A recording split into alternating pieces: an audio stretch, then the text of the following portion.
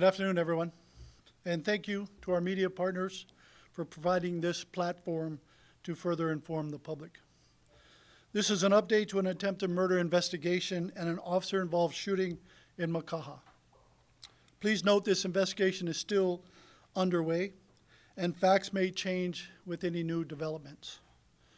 On June 24, 2025, at approximately 3:45 p.m., officers were conducting an investigation in the Makaha area involving a 38-year-old male suspect.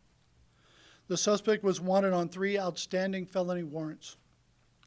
Officers received information that the suspect was operating a stolen white Ford pickup truck in the Alawalu area, or street area of Makaha. They later observed the vehicle and followed it in their unmarked vehicle before initiating a stop. The suspect continued driving and turned down Hana Street, which is a dead-end street.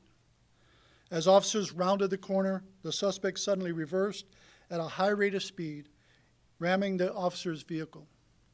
The force of the impact was so great that it rotated the officer's car in a perpendicular position and caused it to catch fire. The suspect continued accelerating, placing the officers who were still inside the vehicle in immediate danger, preventing them from safely exiting the vehicle. Despite repeated commands to stop, the suspect continued and failed to comply. One officer was able to exit the burning vehicle while the other was still inside. Fearing for their lives, the officers discharged their firearms, striking the suspect multiple times. Officers immediately called the Emergency Medical Services, or EMS, and rendered aid until EMS arrived on scene. The suspect was transported to the Queens Medical Center, where he remains hospitalized in critical condition. The officers sustained minor abrasions and lacerations from the impact of the suspect's vehicle. They were treated and released that same day. The Department of Prosecuting Attorney has been notified and criminal charges are pending.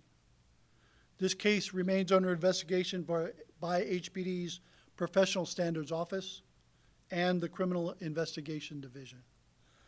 The suspect had 3 prior felony convictions, and the 3 outstanding felony warrants were for terroristic threatening in the 1st degree, theft in the 2nd degree, and promoting a dangerous drug in the 3rd degree.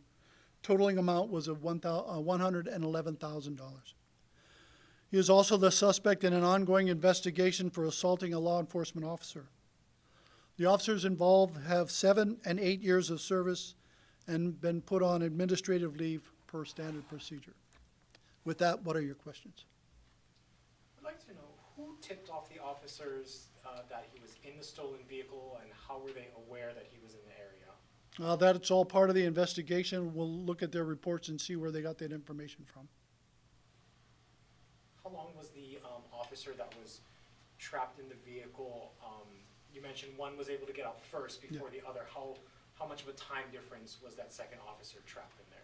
I don't have the exact time frame. We don't have any visual information as to what happened at the scene, other than trying to track down video, maybe from homes or other things that's available. But that's part of the investigation. Were they wearing body cameras? No, they were not wearing body cameras. Why not? Our crime reduction unit officers were in the process of furthering body-worn camera as to those officers, but they are in plain clothes most of the time, which wouldn't condone wearing a body-worn camera, or wouldn't allow them to wear a body-worn camera in the undercover capacity that they are.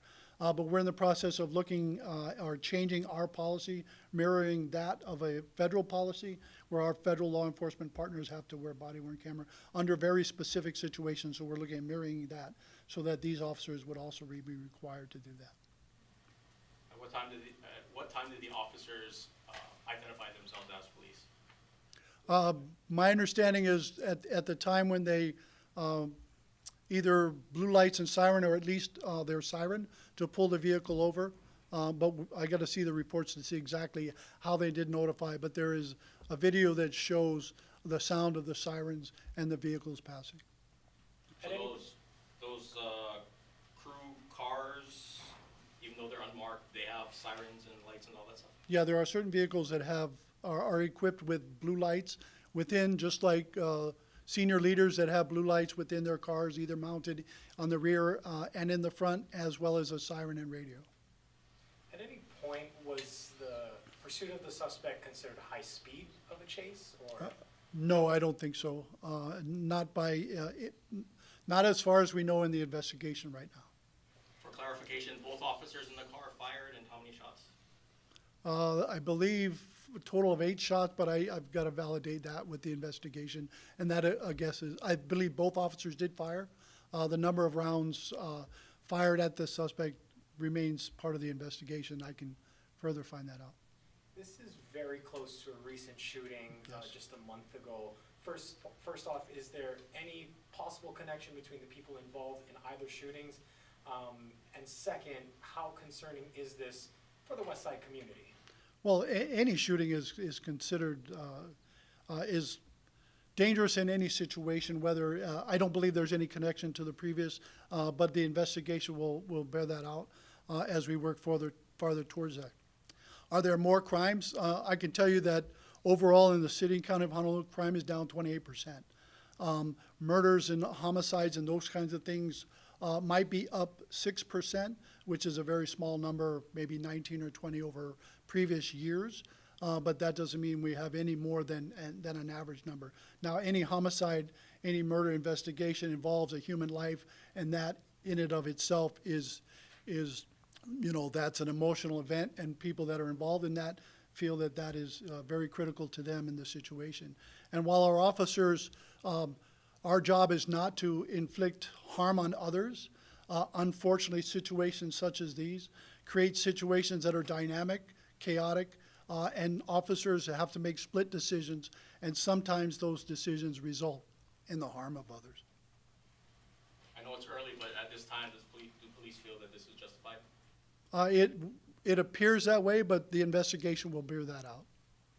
Was the suspect wasn't armed, though, was he? To the best of my knowledge, he wasn't, but I don't know all the facts regarding what was found in the vehicle. I think they still have to search the vehicle to find out if there was any type of weapon in there. And confirming he was, again, 38 years old, right? Yes, that's correct. As of right now, his last check, you're aware that he's still alive in the hospital? That's my understanding. He's in critical condition at the hospital. And do you folks have any plans to, in light of the 2 recent shootings, to increase more resources? I know it's always a discussion of West Side needs more officers to prevent these things. Do you folks have any plans to increase personnel out there? That's a conversation with the commander and the assistant chief to determine if they have adequate resources and if they need more resources. What can we do as administration to help them? What is the staffing level right now of District 8? The staffing level, I'd have to get back to you on that. I imagine it hasn't changed. Yes, we did ramp it up from last August when we had numerous incidents ongoing in the District 8 area that seemed to have worked in the manner that crime was significantly down in the District 8 Waianae area. However, recently there have been a couple other, there's the recent incident that you brought up. So are we trending one way or another? Crime happens all the time in various parts of the island. It doesn't just happen just in District 8. It happens throughout the city and county of Honolulu. Unfortunately, people are out on our streets and are not, our community is not safe from individuals that may otherwise should be perhaps incarcerated for various reasons. These people, individuals, we had an officer-involved shooting just on Sunday that involved an individual who had multiple felony convictions. So you'd have to go to the criminal justice system and judiciary to find out why these individuals were out. Just 2 questions of clarification. The 2 officers who fired administrative leave, as is procedure. Yes. And then on the police highlight, they're listed as victims ages 32 and 34. Is that the 2 officers? I believe so. I'm not positive their age, but I know they have 7 and 8 years in the department. So. Follow. Are there any updates to the shooting on Sunday? Are you releasing the name of the suspect or victim? I believe the medical examiners, that's their responsibility, their role to release the name of the individual that's deceased. Are you releasing the name for this suspect? Not at this time, no. How long was the chase before the actual crash? That remains under the investigation. I don't know the exact time of when they first made observation of the truck to where the incident ended. That I don't have that time frame. And you just mentioned, this is the second officer-involved shooting in 3 days. I assume this is not the outcome that you guys are looking for. Talk a little bit about that. Well, I could tell you, officers come to and do this job. It's a very dangerous job. It's a very rewarding job to help the community and be out there as a person that can make a difference in your community. However, there are dynamic situations that happen that create things. Officers don't wake up to go to work thinking that they don't think that these things will happen, and nor do they want these things to happen as a part of their time that they're working that day, whether it's an 8-hour shift, 12-hour shift. Their idea doesn't come and say, well, this is going to happen. Do they think about things, how to react, how to best take care of themselves and their partners? They do work through those kinds of scenarios with each other, with their supervisors.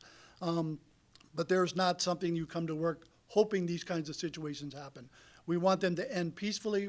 We want people to, I think the best way to describe this is individuals that are confronted by law enforcement and you feel that you have a right not to listen to the officer. That is not the time to fight with the officer.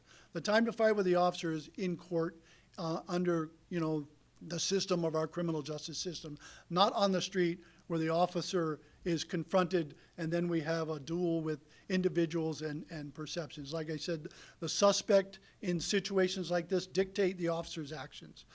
And unfortunately, in this situation, it ended badly. You mentioned some of those crew cars do have sirens and lights.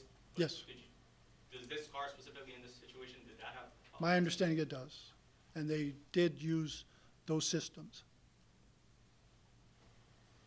Have you guys got surveillance video or anything like that from neighbors yet? They are out there canvassing the area to get the video, whether Ring camera or other ways to find video feed to help us with this investigation. But that's all part of the investigation. Yes, I know ma'am. you said you still need to talk with the commander of District 8, but do you envision seeing, another policing surge like the one that happened towards the end of last year? I'll wait to get the conversation with them and to see where we are. As the commander raises that up through the chain of command, we'll have a discussion and see what we can do. But if it rose to that level, then we would take necessary action to provide those resources. Got time for one more question? Have you folks been in touch with the suspect's family at all?